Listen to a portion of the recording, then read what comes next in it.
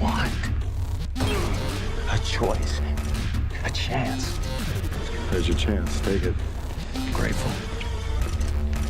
The day will come when you won't be.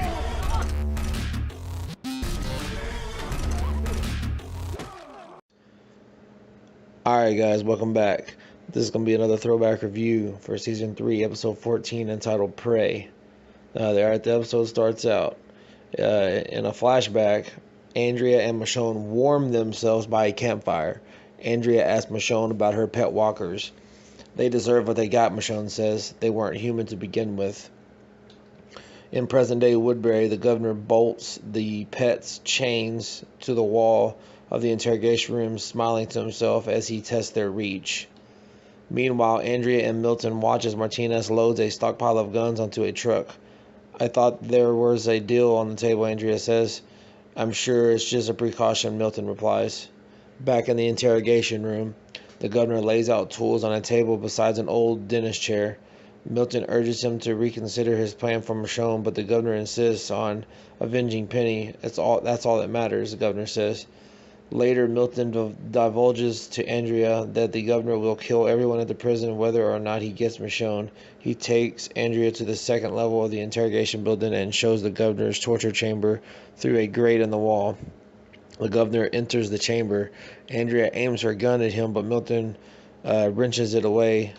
He says, I knew Philip before he became the governor. That man still exists. Andrea declares she's leaving to warn Rick. On the street, Martinez orders Andrea to relinquish her gun, per the governor's order. The governor approaches and explains he wants to protect Andrea from violence. He asks her to accompany him to the rendezvous with Rick the next day, and she agrees. Afterward, Andrea approaches Tyrese and Sasha as they're guarding the wall and tries to lure them away. When they refuse, she confesses that she's leaving Woodbury. The governor is not what he seems to be, she warns them before fleeing. The governor interrogates Tyrese and Sasha about Andrea's escape. This isn't a prison camp, is it? Tyrese asks. The governor reassures him that he's merely concerned about Andrea's safety. After the meeting, Milton implores the governor to let Andrea go. The governor realizes that Milton disclosed the ambush plan to Andrea and slams Milton against a wall. Meanwhile, Andrea sprints down the road to the prison. Back in Woodbury, Alan yells at Tyrese for jeopardizing their standing with the governor. They argue over the past. Alan blames Tyrese for emasculating him in front of his family. Martinez rounds them up for a task. Andrea ducks into the forest as the governor's truck approaches. While she hides, a group of walkers attack, but she manages to kill them with her knife. Martinez brings Tyrese's group to the walker pit and asks for help rounding up the dead. Tyrese refuses to participate in a plan that involves feeding people to biters. He offers to leave Woodbury, but Alan intervenes and they fight. He claims that Tyrese always made him look weak in front of his wife Donna and his son Ben. Tyrese is able to easily pin him to the ground and hold him over the walker pit. Alan yells, "Come on, do it," and Tyrese pulls him away from the walkers. Meanwhile, the governor tracks down Andrea in his truck and chases her across a field. She flees to an abandoned warehouse. The governor finds the warehouse and stalks Andrea inside. Come back to Woodbury, he says. We need you. Eventually, he corners her at a door in a stairwell. She opens the door and slips behind it, releasing a herd of walkers on the governor. She escapes as the governor screams echo behind her.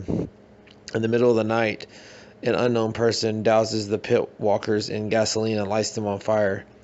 Andrea reaches the prisoner perimeter and waves to the guard tower. Rick sees them in the corner of his eye, but the governor tackles Andrea to the ground, putting his hand over her mouth to silence her. When Rick looks through his scope on the rifle, they are already out of sight. The next morning, Schumpert arrives at the pit and finds the scorched walkers. The governor returns to Woodbury in his truck and tells Martinez that Andrea is still on the loose. Martinez reports on the burned walkers and his suspicion that Tyrese is responsible. The governor tells Tyrese and Sasha that the pit walkers were just a scare tactic and were never intended to kill people. Tyrese apologizes for being difficult. The governor asks where Tyrese found the gasoline. Come again? Tyrese asks, confused.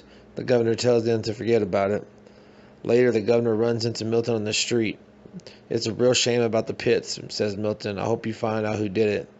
Already have, the governor replies, eyeing Milton. Meanwhile, in the governor's torture chamber, a gagged and bound Andrea sits strapped to the dentist chair, the pet walker's chain dangling behind her. So that's how this episode ends. Yeah, guys, pretty insane. The governor stalks Andrea down and gets her before she can get to the prison and warn them about the impending attack on them and everything. And governor's pretty psychotic, man. But all in all, like I said, they keep building up to the mid-season finale when eventually there will be the big war. That's what they're building to, is the big war of the governor and Rick and his gang. So yeah, all in all, not too bad of an episode. I thoroughly enjoyed it, even though we didn't get our core cast. But appreciate you checking this out as always, guys, and I'll be back soon with another review. Y'all be good. Welcome to Woodbury.